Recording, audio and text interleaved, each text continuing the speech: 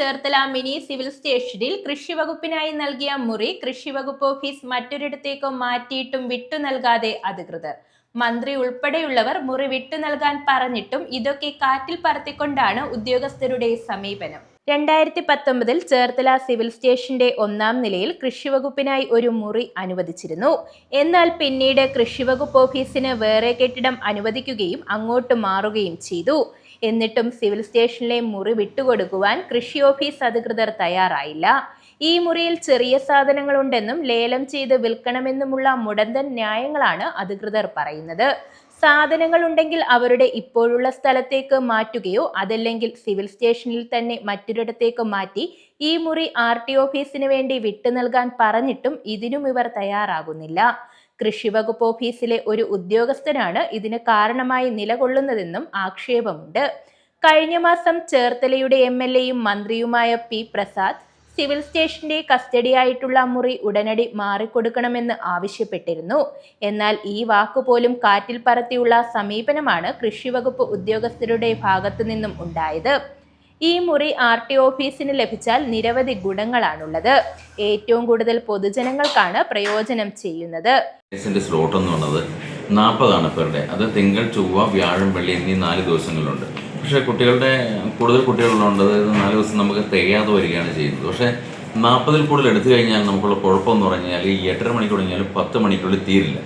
10 മണിക്കുള്ളിൽ തീർന്നില്ല എന്നുള്ള കുഴപ്പം. അതിൻ്റെ പ്രശ്നം എന്ന് പറഞ്ഞാൽ നമ്മുടെ സ്റ്റാഫ് എല്ലാം 10 മണിക്ക് തന്നെ ഇവിടെ ഹാജരാകുന്നവരാണ്, അറ്റൻഡൻസ് കറക്റ്റ് ആക്കുന്നവരാണ്. അപ്പം അവർക്ക് പിന്നെ അവരുടെ കസേരയിൽ നിന്ന് ചെയ്യാൻ പറ്റില്ല. കാരണം നമുക്കിവിടെ കമ്പ്യൂട്ടറിൻ്റെ ഷോർട്ടേജ് മൂലം ഈ ലേണേഴ്സിന് വരുന്ന കുട്ടികളെ അറ്റൻഡ് ചെയ്യിപ്പിക്കുന്നത് സ്റ്റാഫിൻ്റെ സിസ്റ്റത്തിലെത്തിയാണ് ചെയ്യിപ്പിക്കുന്നത്. അപ്പോൾ പല ദിവസങ്ങളിലും 10 മണിക്ക് ലേണേഴ്സ് തീരാത്തതുകൊണ്ട് ഈ സ്റ്റാഫിന് വന്നു കഴിഞ്ഞാൽ വെയിറ്റ് ചെയ്യേണ്ട ഒരു സിറ്റുവേഷൻ വരുന്നുണ്ട്.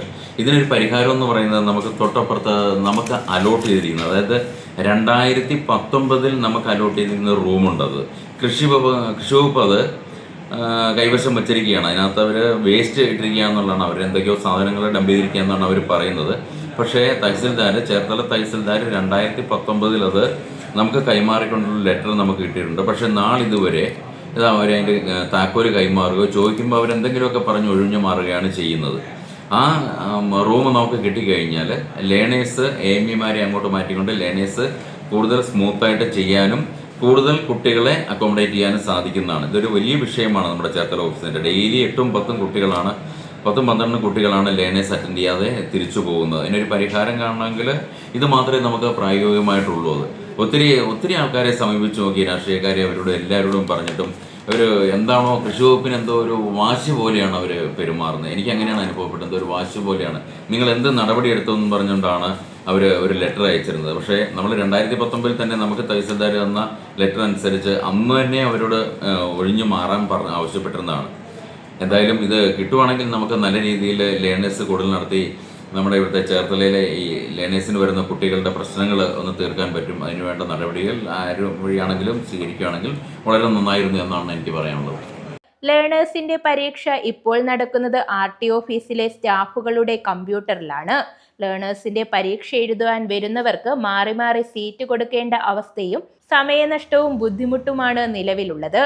എന്നാൽ ഈ മുറി വിട്ടു നൽകുന്നതോടെ ഈ ബുദ്ധിമുട്ടിന് ഒരു പരിഹാരമാകും. ഇപ്പോൾ 4 കമ്പ്യൂട്ടറിലായി ചുരുങ്ങിയ ലേണേഴ്സ് ടെസ്റ്റ് 10-15 കമ്പ്യൂട്ടറിലേക്കായി മാറ്റുവാനുള്ള സാഹചര്യം കൃഷിവകുപ്പ് മുറി വിട്ടു നൽകിയാലുണ്ടാകും. എത്രയും വേഗം മുറി ഒഴിഞ്ഞു കൊടുക്കണമെന്നും പൊതുജനങ്ങളുടെ ദുരിതത്തിന് പരിഹാരം കാണണമെന്നുമാണ് RTO അധികൃതരുടെ ആവശ്യം.